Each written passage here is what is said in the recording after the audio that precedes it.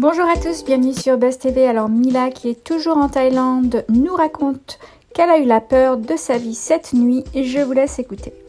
On va arrêter de tourner autour du pot. Donc cette nuit, heure thaïlandaise, chez vous en France, il devait peut-être être 23h minuit. Ici, il était quasiment 4-5 heures du matin. Ok. Donc, en fait, déjà de base, hier soir, Mujdat et moi, on était en froid. Ce qui peut arriver dans n'importe quel couple, surtout en confinement. Voilà, même si on avait passé une journée extraordinaire à faire de la plongée, de la découverte et tout, ça n'a pas empêché que hier soir, on s'est pris la tête, ok? Bref, je suis obligée de vous raconter tout dans les détails pour que vraiment vous puissiez comprendre. Bref, donc, cette nuit, il est 4h30, enfin, ce matin, il est 4h30 du matin, donc imaginez la tête dans le cul, fatigué et tout. En plus, quand vous vous embrouillez, vous voyez, vous passez pas genre une super bonne nuit. Bref, je vois, il se réveille et tout. Je dis, mais qu'est-ce que tu fais? Il me dit, ouais, je vais dans la cuisine, je vais chercher de l'eau fraîche.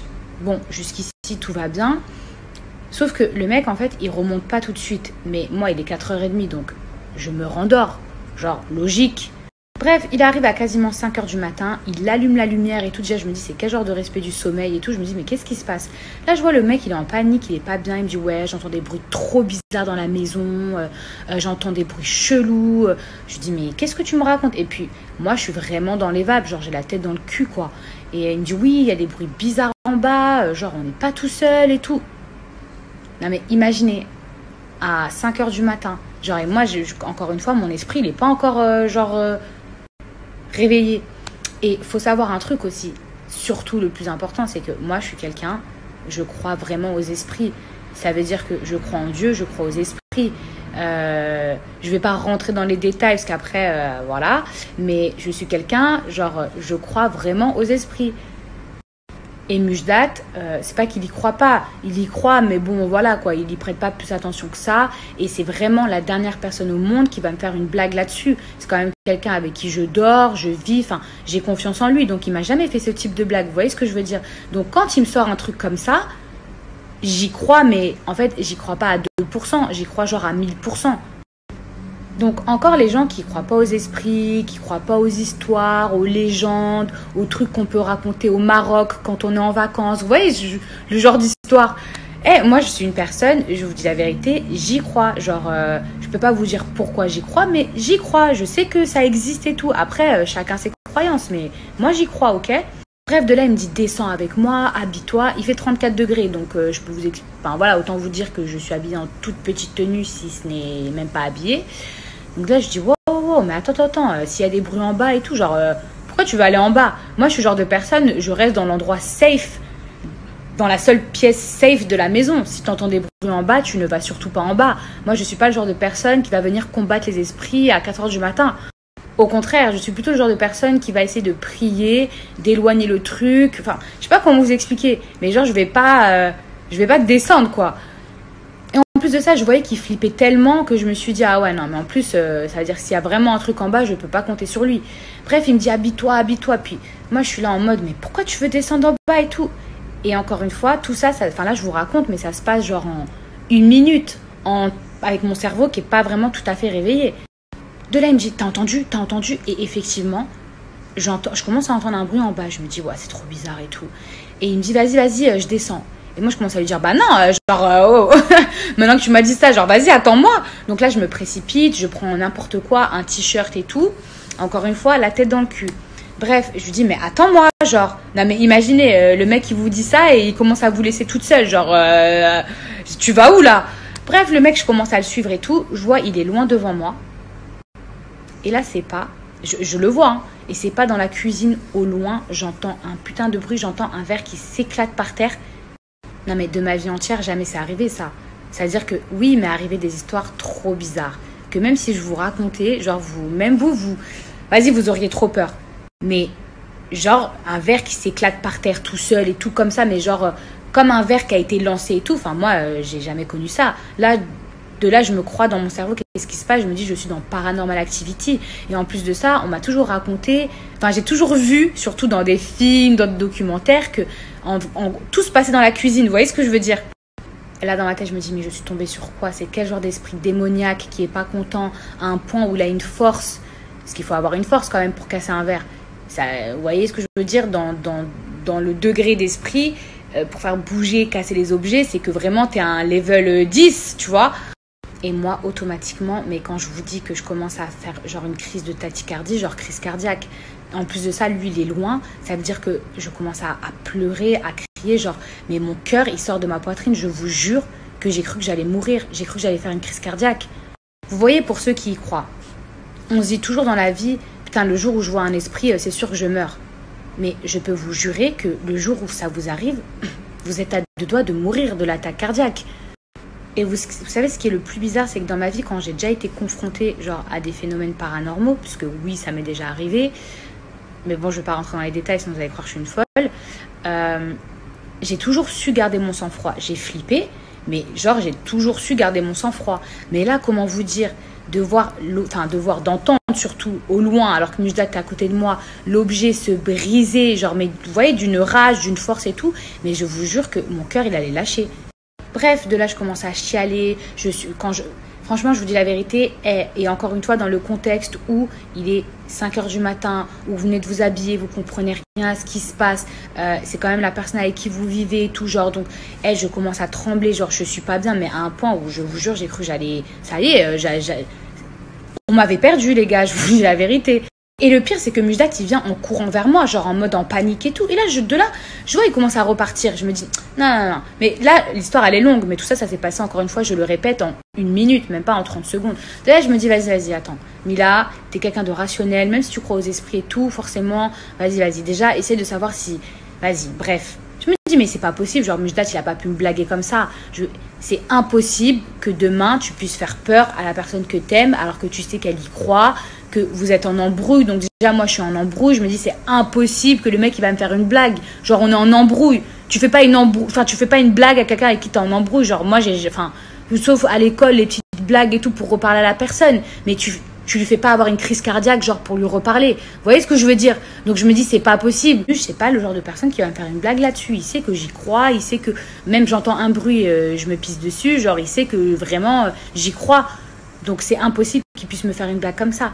Et là, c'est pas, le mec, je trouve trop bizarre. Je reviens vers lui et tout. Je vois, il tient son téléphone. Je vois 3 têtes, là, au loin. Je crois que c'était 2 ou 3 têtes. Dans son téléphone, en live. Non, mais là, je me dis, c'est une blague. Genre, mais la vie de ma mère que je voulais tout casser. Je me dis, mais ce gros connard de ses morts, c'est impossible qu'il m'ait fait une blague comme ça. Ah, mais je vous jure que quand j'ai réalisé ce qui était en train de se passer, je voulais le tuer. Je voulais qu'il y ait un esprit qui vienne là et qui le pousse. Je vous jure. Et puis même, moi, je suis quelqu'un dans mes croyances. Genre, je rigole pas avec les trucs comme ça. Je rigole pas avec les esprits. Je rigole pas, genre, c'est pas drôle. Là, je me dis vraiment, Seigneur, qu'est-ce que j'ai fait au bon Dieu pour avoir un fiancé aussi débile là en face de moi. Mais comment j'avais les nerfs. Je vous jure, comment j'avais envie de l'emplâtrer. Rien que là, de raconter l'histoire. Rien que là, les nerfs, ils me remontent. Donc déjà, mon gars, là, tu me réveilles de mon sommeil à 4h30 du matin avec des gens, je sais même pas c'est qui, dans un live, genre pour faire une blague. J'ai failli mourir pour une blague, genre. Là, je vous raconte l'histoire. En gros, je me suis calmée. Mais vous imaginez même pas... Ouais, parce que là, je suis calme. Mais vous imaginez pas dans quel état j'étais. J'étais, mais vénère à un point. Je me suis dit, mais comment tu peux faire une blague à quelqu'un... Mais ok, je serais morte.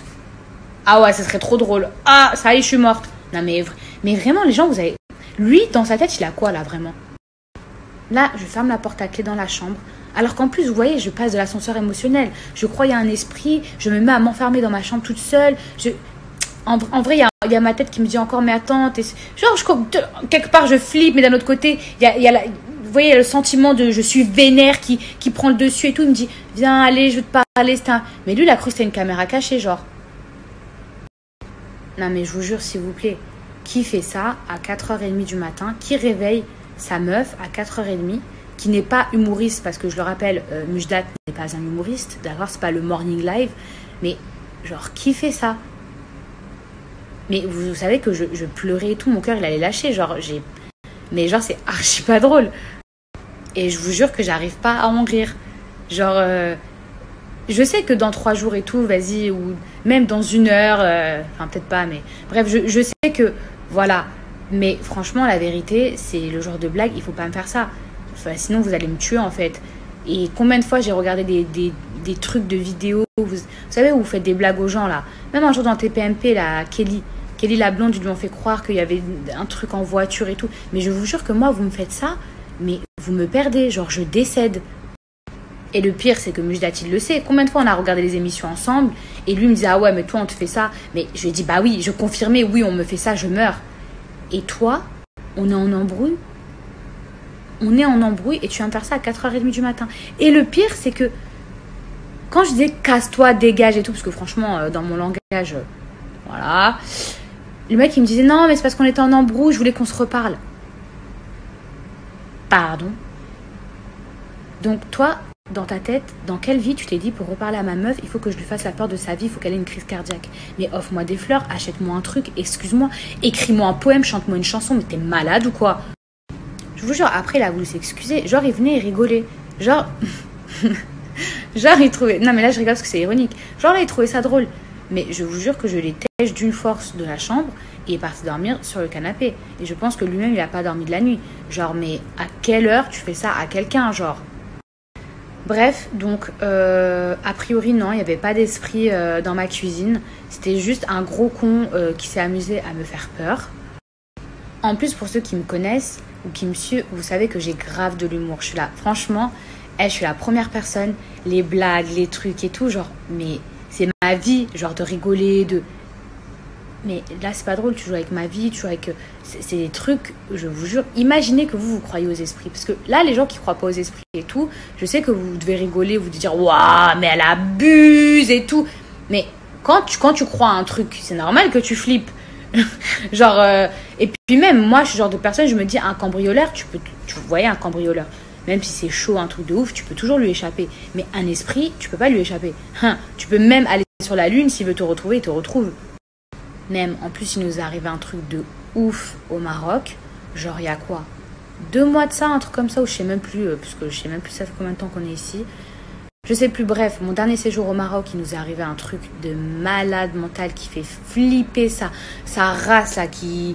J'ai la chair de poule, mais vraiment un truc hein, où il y avait 3 personnes, on était là, ça veut dire que c'était vraiment vrai. Et lui, donc ces 3 personnes étaient là. Donc tu sais que tout ça, ça existe. Et tu me fais ça à moi. Donc vous comprenez pourquoi je suis vénère. Non seulement vous êtes en froid avec votre gars, imaginez, vous êtes en froid avec votre gars, il vous réveille à 4h30 du matin, il vous fait croire qu'il y a un esprit. Alors déjà, rien que ça, c'est un truc de malade. Mais, et le pire, c'est que vous apprenez que vous êtes en live devant des centaines, des milliers de personnes. En live. Là, en 2 minutes, je suis passée de la peur, de la crise cardiaque à la haine, à vouloir tout casser, le tuer. Bref, de toute façon, merci mon Dieu, tout va bien, il n'y avait pas d'esprit, en tout cas, peut-être qu'il y en avait, mais pas démoniaque au point de casser des trucs dans la maison. Donc, tout va bien.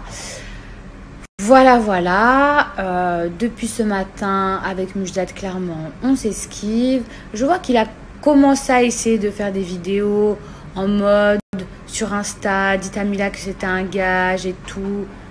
Parce qu'en fait, là, le mec, il n'arrive pas à manger. Parce qu'il faut savoir que Mujdat ne sait pas faire à manger. Donc là, en fait, il demande aux gens de me dire que c'était un gage pour pouvoir lui refaire à manger. Mais je vous explique, malheureusement, je pourrais tirer plaisir, parti de laisser Mujdat s'alimenter tout seul. Sauf qu'en fait, il pourrait faire brûler la cuisine et la maison. Et cette maison ne nous appartient pas. Et le propriétaire de ces lieux regarde mes snaps. Donc, il va bien falloir que je nourrisse cet homme qui ne le mérite pas. Bref, je ne sais pas si je vais réussir à vous retrouver le live, mais logiquement, il est encore sur le live de la personne. C'est Boris Decker. Donc, c'est un mec qui, justement, fait des trucs drôles et tout. Donc, normalement, le live, vous pouvez encore le trouver. Donc, franchement, en plus de ça, il y a là les gens qui m'ont écrit des messages en mode « Mila, tu nous as fait trop de la peine. » Bah ouais, j'étais en train de chialer ma mère. Non, mais vraiment, je vous jure que j'ai vraiment eu peur.